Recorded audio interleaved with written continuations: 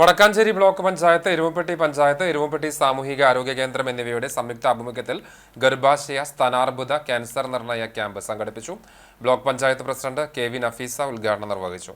Panchayat president S. Basanthalal അധ്യക്ഷനായി. ആശുപത്രി superintendent doctor AK. Tony പദ്ധതി വിശദീകരണം നടത്തി.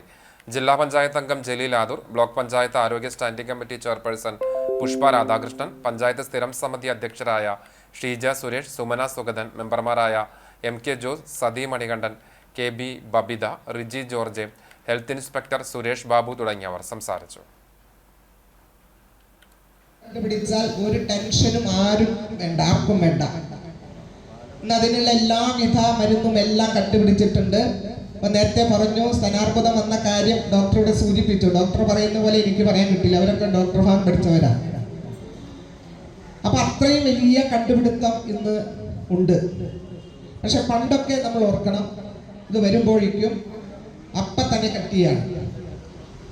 അപ്പൊ നമുക്ക് തുടക്കത്തിൽ ഇത് കണ്ടുപിടിച്ചാൽ നമുക്ക് അത് വലിയ ഒരു വിപത്തിൽ നിന്ന് രക്ഷപ്പെടാൻ നമുക്ക് കഴിയും. അപ്പൊ അതുകൊണ്ടാണ് ഞങ്ങൾ ഇങ്ങനെ ഒരു പദ്ധതി ആലോചിച്ചത്. ഞങ്ങളെ സംബന്ധിച്ച്, വടക്കാഞ്ചേരി ബ്ലോക്ക് പഞ്ചായത്ത് ഭരണസമിതിയെ സംബന്ധിച്ച് പറയുമ്പോൾ